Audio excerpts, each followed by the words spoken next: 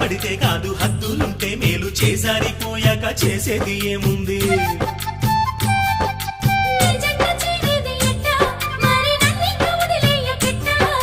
నన్నిట్ట వేధించకే ఓ భామ నీ మనసు మార్చేసు